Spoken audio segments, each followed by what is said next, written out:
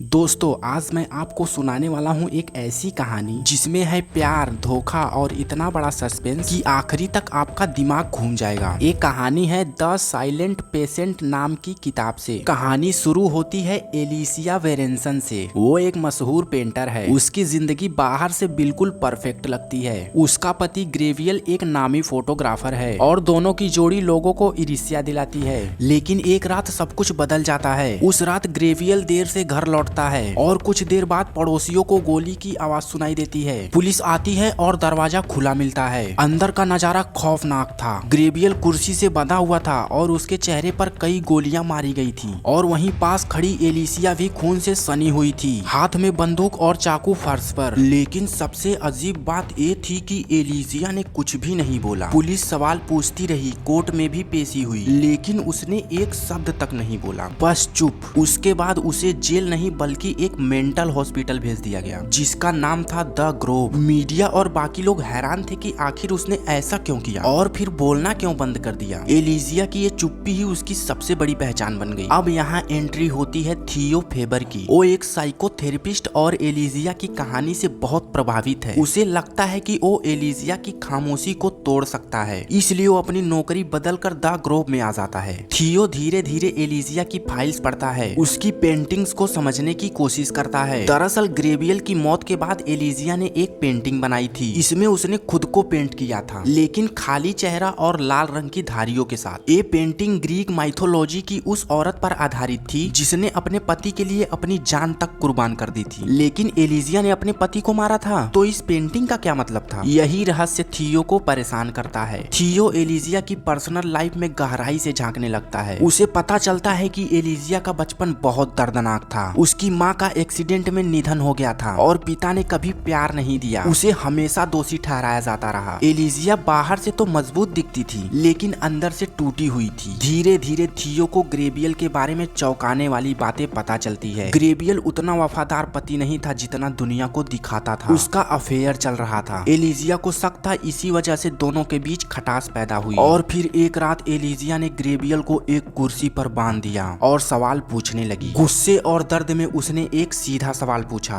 क्या तुम मेरे लिए अपनी जान दोगे? और ग्रेवियल का जवाब था नहीं। उसने साफ साफ कहा कि वो खुद को बचाना चुनेगा। यही वो पल था जिसने एलिसिया को तोड़ दिया। उसे एहसास हुआ कि जिसे वो अपनी जिंदगी का सबसे बड़ा प्यार मानती थी, वो असल में सिर्फ खुद से प्यार करता था। और इसी गुस्से और धोखे में उसने ग्रेवियल को गोली मार दी। लेकिन दोस्तों, कहानी यहीं खत्म नहीं होती है। अब आता है कहानी में सबसे बड़ा ट्विस्ट। असल में थियो जो खुद को थेरेपिस्ट और मददगार दिखा रहा था, वही इस कहानी का छुपा हुआ किरदार था। जी हाँ, थियो की पत्नी का अफेयर चल रहा था। वो शख्स कोई और नहीं बल्कि एलिसिया का पति ग्रेवियल ही था। उस रात ग्रेवियल और एलिसिया के बीच झगड़ा हो रहा था। थियो वहाँ मौजूद था, यानी वो खुद पूरी घटना का हिस्सा था। लेकिन उसने ये सब कुछ छुपाकर एलिसिया का डॉक्टर बन गया। जब एलिसिया को ये सच्चाई सामने आई तो उसने अपनी डायरी में सब कुछ लिख डाला और इस तरह सच सामने आया कि असली गुनहगार कोई और नहीं बल्कि थियो था, जो अपने पत्नी के लवर को मारकर बदला पूरा किया। आखिरकार पुलिस तक ये बात पहुंची और थियो पकड़ा गया। और एलिसिया अपने आप को अब भी चुप रखना सही समझती है, लेकिन उसकी डायरी सब कुछ बोल देती है। तो दोस्तों, ये थी द साइलेंट पेशेंट की कहानी। एक ऐसी कहानी जहाँ चुप्पी भी बहुत कुछ कह जाती है और जहाँ गुनहगार वही निकलता है जो खुद को सबसे मददगार दिखाता है। और आपको ये कहानी कैसी लगी हमें जरूर बताएं और ऐसी ही बुक समरीज के लिए चैनल को सब्सक्राइब जरूर करें।